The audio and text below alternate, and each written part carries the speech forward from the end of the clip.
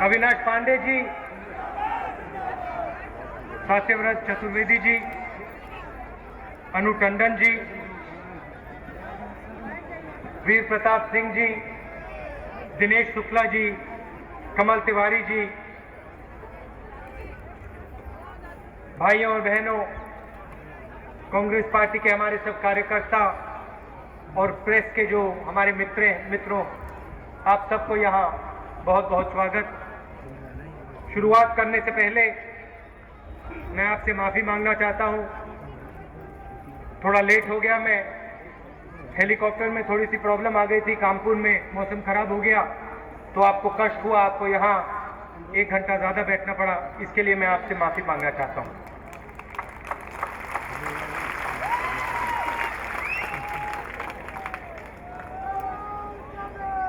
ये खंबे लगा दिए बीच में, मुझे ठीक से नहीं दे रही है। देखिए, आपके सामने 2014 का जनरल इलेक्शन है।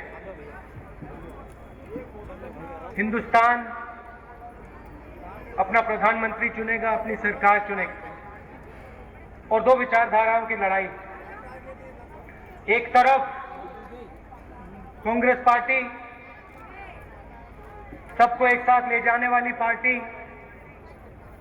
जो भाईचारे की बात करती है, हर धर्म, हर जात, हर प्रदेश को जोड़ने की कोशिश करती है। गांधी जी की पार्टी। दूसरी तरफ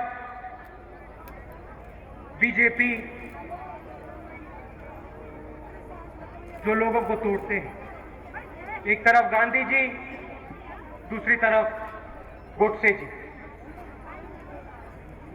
एक सोच कहती है कि सबको एक साथ ले जाना है, प्यार से बातचीत करनी है, भाईचारे के बारे में बोलना है, शांति से काम करना है। और दूसरी विचारधारा जो एक को दूसरे से लड़ाती है।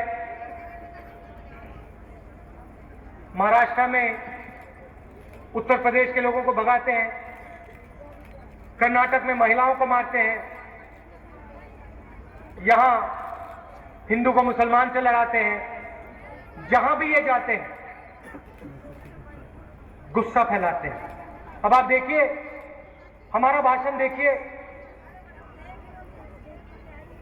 अनु टंडन जी का भाषण देखिए, बाकी कांग्रेस पार्टी के नेताओं का भाषण देखिए, मनमोहन सिंह जी का देखिए, एंटनी जी का देखिए, सोनिया जी का देखिए। हमारे भाषण में आपको प्यार सुनाई देगा, भाईचारा सुनाई देगा, एकता की बात होगी। और जो भी हम कहते हैं, चाहे विपक्ष के बारे में कहा, चाहे अपने बारे में कहा, चाहे आपके बारे में कहा, तमीज से कहते हैं। अब बीजेपी के लोगों के भाषण सुनिए। गुस्सा, गलत शब्द, क्रोध, किसी न किसी की बुराई,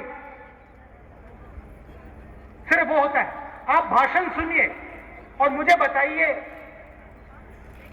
एक लाइन दिखा दीजिए जहां किसी के बारे में ये लोग अच्छा कहते हैं। एक लाइन दिखा दो मुझे, एक लाइन। इसने ये किया, उसने ये किया, ये बेकार है, वो बेकार है, इसको कुछ नहीं समझ, वो बेवकूफ है। एक लाइन जहां ये कहते भैया देखो इसने अच्छा काम किया। हम आपके पास आते हैं, पहली बात क्या की मैंने, हम आपके सामने अपना सिर झुकाते हैं, इज्जत से बात करते हैं। पहली बात मैं यहां आया, पहली बात मैंने की भैया माफी मांगता हूं आपसे, पहली बात।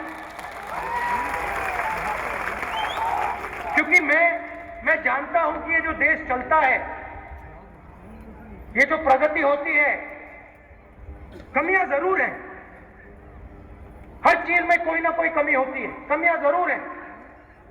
मुझ में कमी है, आप में कमी है, सब में कोई ना कोई कमी है। मगर ये देश अगर आगे बढ़ता है तो इसको आप लोग आगे बढ़ाते हो। ये जो महिलाएं आई हैं, ये जो रोज पसीना देती हैं अपना, अपने बच्चों को स्कूल भेजती हैं, घर चलाती हैं, खेत में काम करती हैं, एक हाथ उधर एक हाथ इधर, इनके कारण देश आगे जाता है। अब हमारे भाषण सुनिए, हम कहते हैं कि भैया देश की शक्ति आप में है, देश आगे जाता है तो आपने किया। हम मैनिफेस्टो लिखवाते हैं तो आपके पास आते हैं। 30-40 मीटिंग मैंने कराई, किसानों से मिला, महिलाओं से मिला, मजदूरों से मिला, दलितों से, अल्पसंख्यकों से, अमीर लोगों से, बिजनेसमैन से, कुलियों से, रिक्शा वालों से, और उन्होंने तुमसे पूछा, मैंने भैया आप बताओ कांग्रेस पार्टी की सरकार आए तो हम करें क्या? आप जानते हो, आप हमें बताओ क्या करें। उनकी सोच अलग। देखिए गुजरात को किसने खड़ा किया? गुजरात को ऐसी महिलाओं ने खड़ा किया। ये जो आप दूध पीते हैं ना अमूल का, दूध पिया आपने अमूल का? यस, ऐसी महिलाओं ने गुजरात में उसको तैयार किया है। पसीना देकर, लड़कर कोऑपरेटिव मूवमेंट खड़ी की। छोटे छोटे उद्योग लगे गुजरात में, हीरे के उद्योग लगे, टेक्सटाइल के उद्योग लगे। 60 साल उन्होंने काम किया, 60 साल के हजारों साल से काम कर रहे हैं। वैसे ही आप लोगों ने किया उत्तर प्रदेश में। मगर अगर आप इनकी भाषा सुने तो गुजरात में किसी ने कुछ नहीं किया। गुजरात में किसी ने कुछ नहीं किया, सिर्फ एक व्यक्ति ने किया, उसका नाम है नरेंद्र मोदी। और किसी ने हिंदुस्तान में गुजरात में कोई काम ही नहीं किया है। आप लोगों ने क्या किया? आप लोग क्या जानते हो? एक व्यक्ति सब कुछ जानता है, दुनिया के बारे में जानता है, गुजरात के बारे में जानता है, उन्नाव के बारे में जानता है, हिंदुस्तान के बारे में जानता है, संसार के बारे में जानता है, और आपकी कोई जरूरत नहीं है।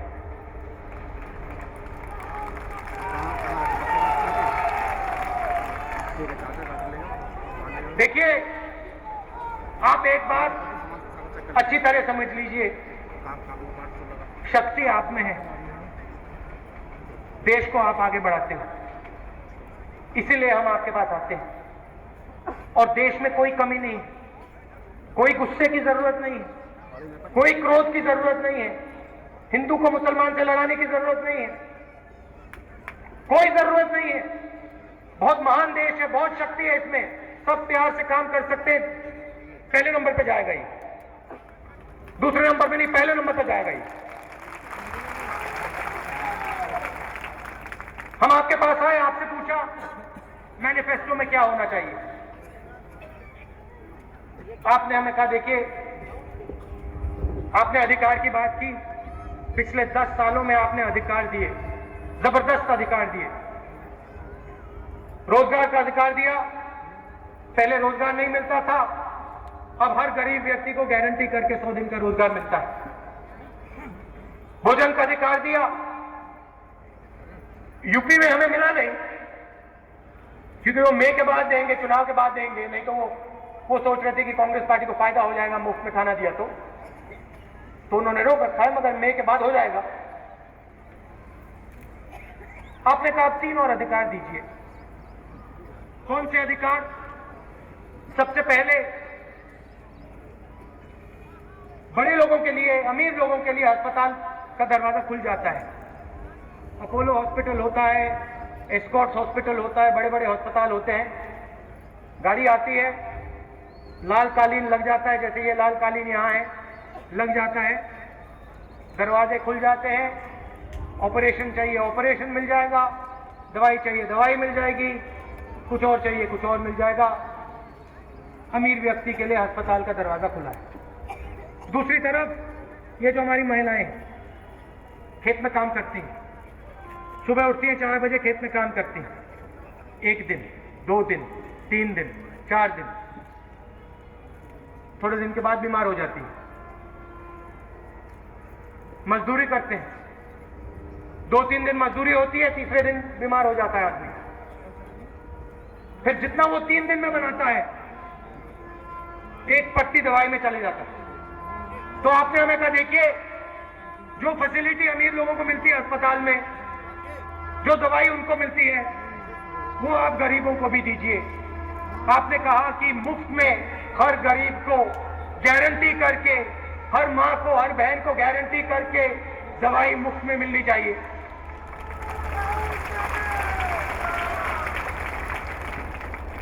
ये हम काम करने वाले हैं। 2014 के बाद अस्पताल के दरवाजे हम आपके लिए खोलेंगे। छोटा सा ऑपरेशन होगा, जैसे अमीर लोग जाते हैं वैसे आप लोग जाओगे। दवाई की जरूरत पड़ेगी आपको मुफ्त में मिलेगी, दवाई की जरूरत पड़ेगी आपको मुफ्त में मिलेगी। दूसरा अधिकार आपने कहा, देखिए इंदिरा आवास आता है गांव में, एक दो लोगों को मिलता है, मगर गांव में बहुत सारे ऐसे लोग होते हैं जिनके पास घर नहीं है, और ऐसे भी बहुत लोग हैं जिनके पास घर है मगर कमजोर छत है। बारिश आती है, कभी इस साइड सोते हैं, कभी उस साइड, बच्चों को इधर हिलाना पड़ता है, कभी उधर हिलाना पड़ता है। उन्नाव में आंधी आती है, छत उड़ जाती है। तो आपने कहा कि देखिए ये एक दो आप इंदिरा आवास भेजते हैं गांव में, शहरों में आप एक दो लोगों को घर देते हैं, ये आप बंद कीजिए। अब आप ऐसे कीजिए, गांव में जो भी गरीब है, शहर में कस्बों में जो भी गरीब है, उन सबको, एक को नहीं, दो को नहीं, तीन को नहीं, सबको आप एक मजबूत छत दीजिए। और हमने कहा बहुत अच्छा, हमने कहा बहुत अच्छा, अगर इस देश में अमीर के पास छत होगी तो गरीब के पास भी छत होगी। अगर मजबूत घर होगा तो गरीब के पास भी मजबूत घर होगा। यह कांग्रेस पार्टी की सोच है। तीसरा अधिकार, बुजुर्ग लोगों ने कहा देखिए आप लोग पेंशन देते हो, हम पूरी जिंदगी दे देते हैं, हिंदुस्तान के लिए काम करते हैं, कोई सेना में काम करता है, कोई खेत में काम करता है, कोई मजदूरी करता है, कोई रिक्शा चलाता है। बुजुर्ग होते हैं तो पेंशन नहीं मिलती, किसी को मिलती है किसी को नहीं मिलती है, किसी स्टेट में 100 रुपए, किसी स्टेट में 200, 300, 500। आप ऐसे कीजिए, हर एक गरीब व्यक्ति को, बुजुर्ग को आप गारंटी करके पेंशन दीजिए, और ये भी हम काम करने वाले हैं। अब आप पूछोगे कि भैया ये देखिए, मुफ्त में दवाई, अस्पताल के दरवाजे खुल जाएंगे, छत मिल जाएगी और पेंशन मिल जाएगी, इसका पैसा कहां से आएगा? और मैं आपको जवाब देता हूं कि पैसे की कोई कमी नहीं है हिंदुस्तान में, कोई कमी नहीं है पैसे की। पैसा हम, जैसे हमने मनरेगा में दिया, जैसा हमने 70,000 करोड़ रुपए किसान को बैंक लोन माफ करके दिया, वैसा हम आपको पैसा अधिकार में घर का, दवाई का और पेंशन का हम आपको पैसा दिखा देंगे। 10 साल में 15 करोड़ लोगों को कांग्रेस पार्टी यूपीए सरकार ने गरीबी से निकाला है। छोटा काम नहीं, 15 करोड़ लोगों को एक फर्श दी हमने, पैरों के नीचे अधिकार की फर्श, रोजगार दिया, राइट टू इंफॉर्मेशन दिया, फर्श बनी, मजबूत फर्श, भोजन का अधिकार दिया, शिक्षा का अधिकार दिया, सूचना का अधिकार। और पहली बार गरीब को लगा कि भैया हमारे पैरों के नीचे भी फर्श है। पहले लगता था दलदल, यहां पैर रखो गिर जाओगे, वहां पैर रखो गिर जाओगे। अब गरीब को लगा कि भाई सीमेंट का फर्श है हमारे पैरों के नीचे, हम भी चल सकते हैं, हम भी शामिल होंगे हिंदुस्तान में, हमारे बच्चे भी इन जहाजों को उड़ाएंगे, हमारे बच्चे भी बिजनेस करेंगे, हमारे बच्चे भी एक दिन यूनिवर्सिटी में जाएंगे, अंग्रेजी भाषा सीखेंगे, अमेरिका जाएंगे, इंग्लैंड जाएंगे। पहली बार ये हुआ है। अब देखिए नया वर्ग तैयार हुआ है, 70 करोड़ लोगों का, 15 करोड़ लोगों को हमने गरीबी से निकाला, अब 70 करोड़ लोग हैं। ये कौन लोग हैं?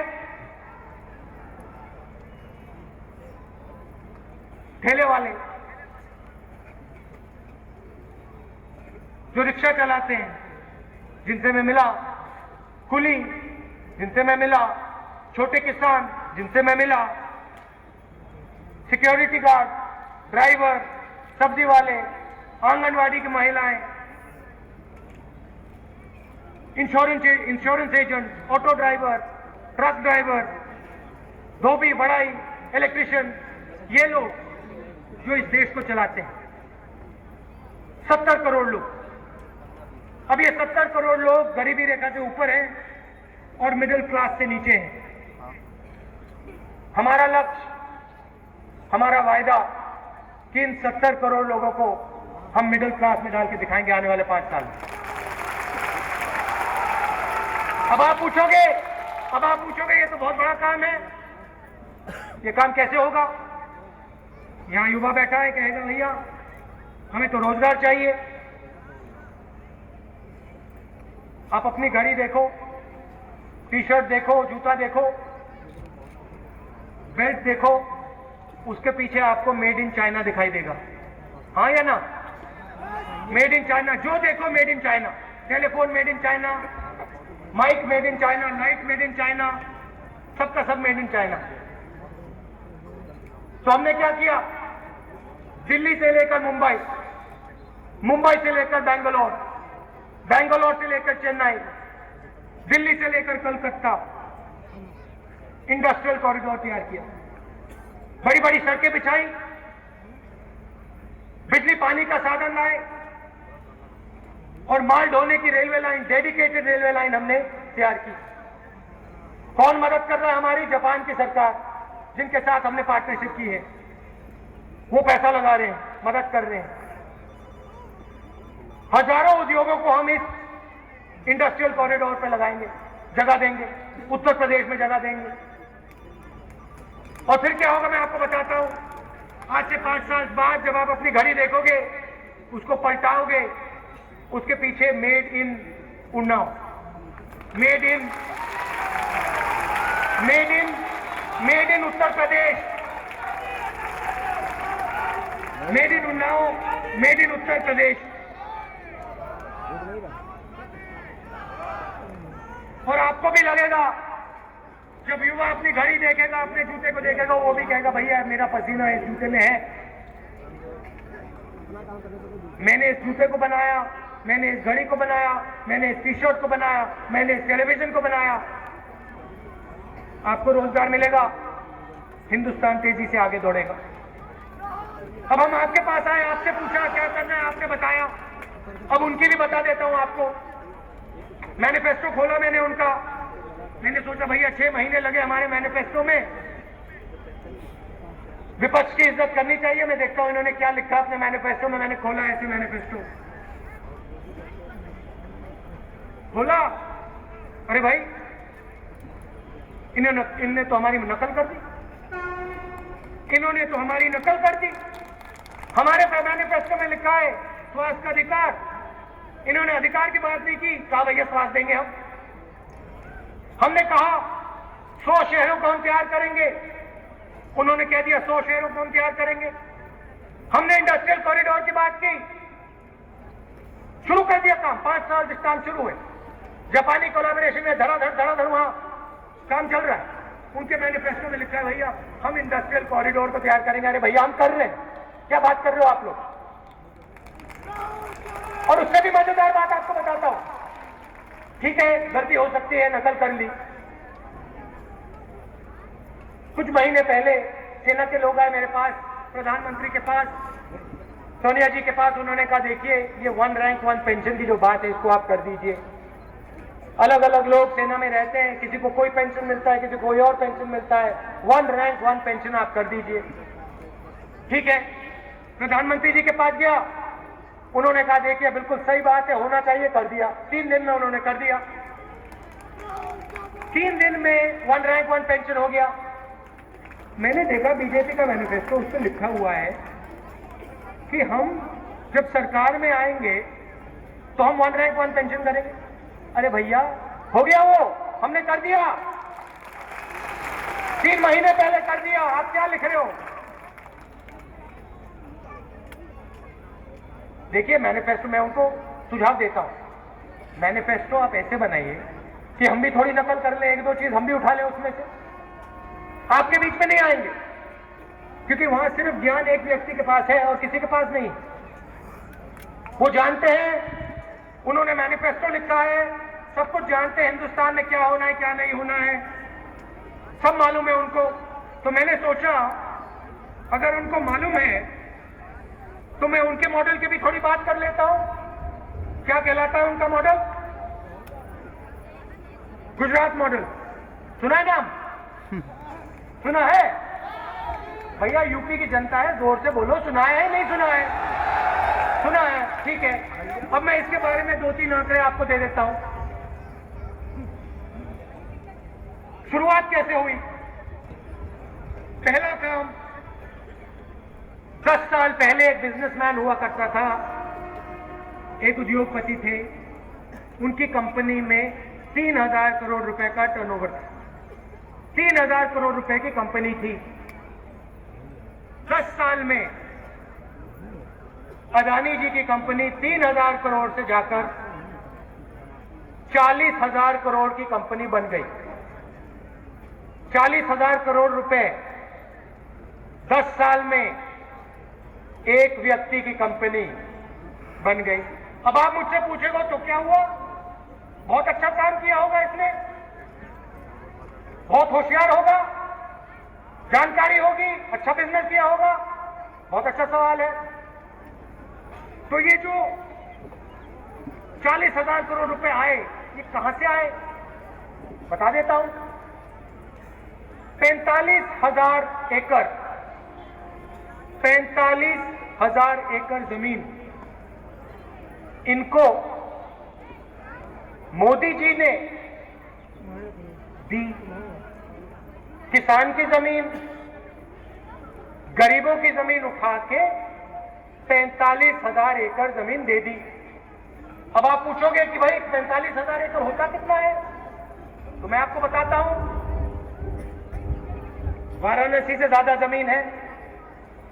जितनी जमीन वाराणसी में है उससे ये ज्यादा जमीन है। अच्छा, आप पूछोगे कितने करोड़ में दी होगी? 20, 30, 40,000 करोड़ रुपए में दी होगी गुजरात सरकार ने। नहीं भैया, 300 करोड़ में दी है। 300 करोड़ में 45,000 एकड़ किसानों के उठा के दे दिए। ये गुजरात मॉडल नहीं है। सुनो अच्छी तरह, यहां पे भैया 1 मीटर जमीन कितने की मिलती है?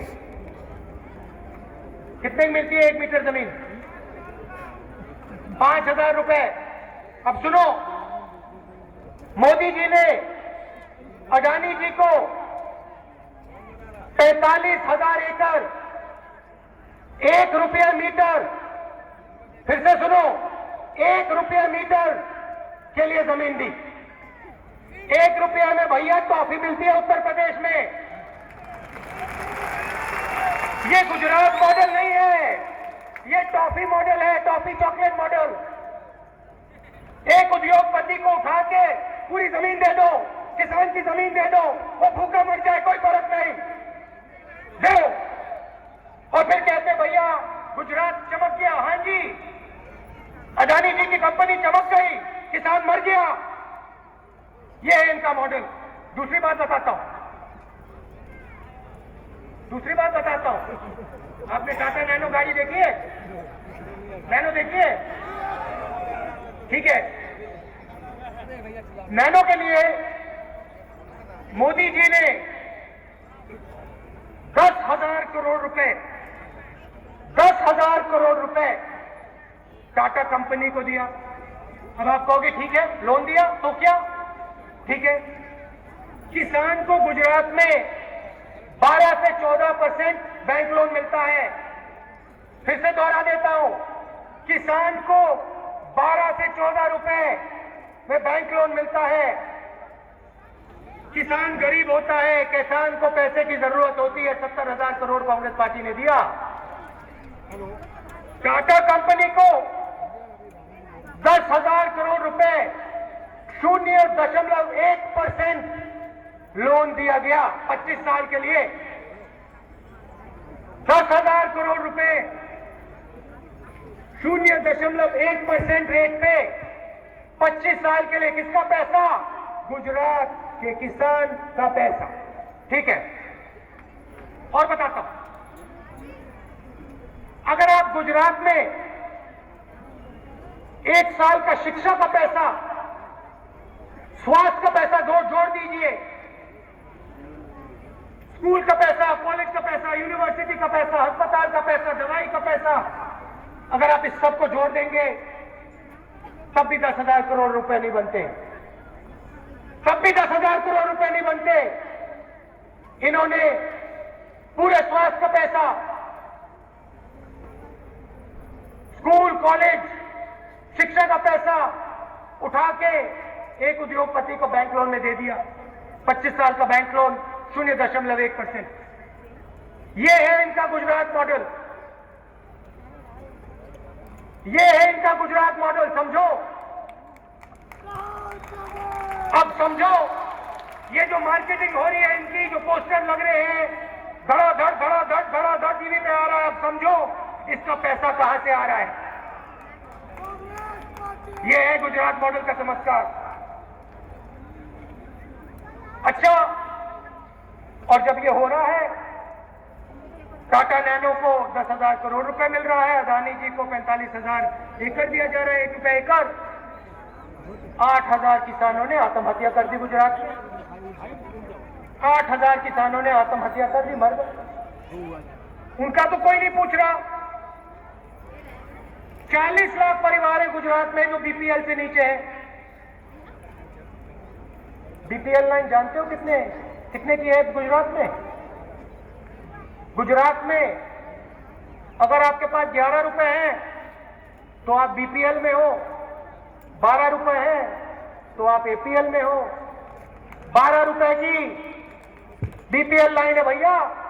40 लाख परिवार बीपीएल लाइन से नीचे, उनका कोई नहीं पूछता। वो देखते हैं, सड़कों पे देखते हैं चमकती हुई गाड़ियों को।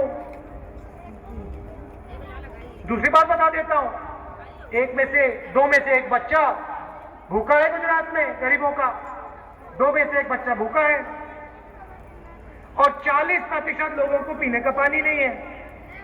यह है चमत्कार टॉफी मॉडल का, चॉकलेट मॉडल का। मजेदार चीज है, आपके लिए मजेदार नहीं है। महिलाएं बैठी हैं, थोड़ा इनको भी बता देता हूं चॉकलेट मॉडल के बारे में। हम महिलाओं की शक्ति के बारे में बात करते हैं। लाखों महिलाओं को हमने बैंक से जोड़ा, करोड़ों महिलाओं को बैंक से जोड़ा, छोड़ो लाखों नहीं, करोड़ों महिलाओं को बैंक से जोड़ा। पंचायती राज में 50% महिलाओं को जगह दी, 33% महिलाओं को लोकसभा विधानसभा में आरक्षण की बात कर रहे हैं। 2000 महिलाओं के पुलिस स्टेशन खोल रहे हैं, और पुलिस में 25% महिलाओं को जोड़ना चाह रहे हैं। ये हमारे मैनिफेस्टो में लिखा है, आपने हमें बताया। महिलाओं ने बताया कि भैया आप हमारे लिए पुलिस स्टेशन खोलिए, महिलाओं के पुलिस स्टेशन खोलिए, हमें डर लगता है जब हम जाते हैं। ठीक है, कुछ दिन पहले मैंने बीजेपी का पोस्टर देखा दिल्ली में, बड़ा सा पोस्टर, महिलाओं को शक्ति देनी है। फिर मैं गया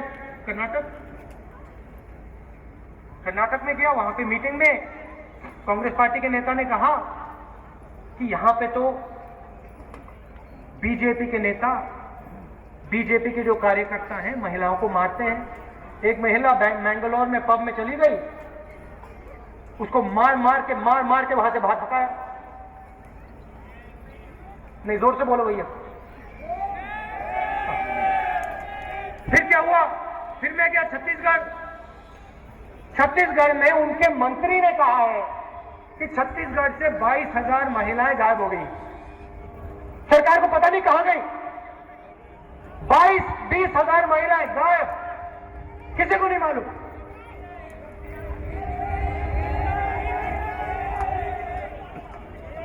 फिर सुनो, फिर मैं गया गुजरात।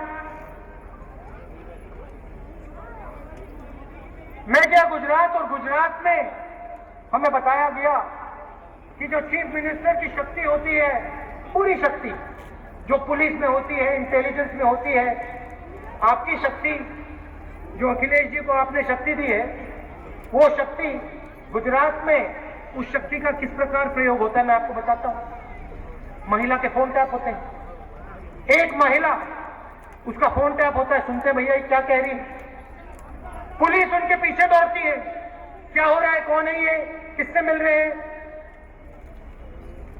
देखिए, महिला को अगर शक्ति देनी है तो सबसे पहले महिला की इज्जत करनी है। पहले इज्जत आती है, फिर बाद में शक्ति आती है, उल्टा नहीं होता है। तो कहना आसान है, करना अलग है।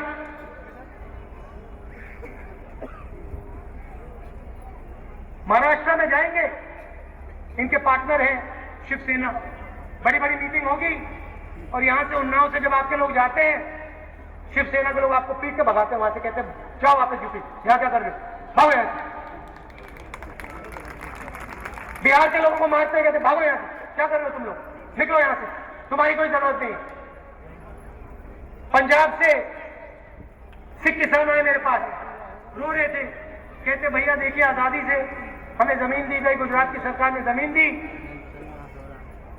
40-50 साल हमने काम किया, ऊसर जमीन थी, उपजाऊ बनाया हमने उसको, खेती की, मजदूरी की, और आज हमें गुजरात की सरकार कहती है यू आर आउटसाइडर, आप गुजरात के नहीं हो, आप जाओ वापस पंजाब। और फिर पंजाब में इनके पार्टनर हैं अकाली दल, गले मिल रहे हैं, महिलाओं को मारते हैं, हिंदू को मुसलमान से लड़ाएंगे। यहां दंगा हुआ, देखिए चुनाव के 6 महीने पहले शुरू, सबको मालूम है, दंगा कराएंगे, लड़ाएंगे, मारपीट कराएंगे, महाराष्ट्र में किसी आपसे लड़ाएंगे, यूपी वालों से लड़ाएंगे, गुजरात में सिखों को बाहर फेंकेंगे। और अच्छी बात, प्यार से बात किसी के बारे में नहीं करेंगे, तमीज से बात किसी के बारे में नहीं करेंगे। अपने जो नेता हैं जिन्होंने उनकी पार्टी को खड़ा किया, वाजपेयी जी, अडवाणी जी, जसवंत सिंह जी, उनके बारे में तमीज से बात नहीं करते, अलग कर दिया। हम विपक्ष की भी बात करते हैं, हम प्यार से बात करते हैं, इज्जत से बात करते हैं। ये कहना था मैंने आपसे, आप दूर दूर से आए, प्यार से आप बात कीजिए, भाईचारे से काम लीजिए, मिलके काम करिए, एक साथ इस देश को आगे बढ़ना है, किसी को पीछे नहीं छोड़ना है। गरीब को जगह देनी है, अमीर को देनी है, हिंदू मुसलमान सिख ईसाई को देनी है, हर जात को देनी है, हर प्रदेश को देनी है, तब ये देश तो दौड़ेगा आगे, तेजी से दौड़ेगा। आप सब दूर दूर से आए, इसके लिए आप सबको बहुत बहुत धन्यवाद। जय हिंद, नमस्कार।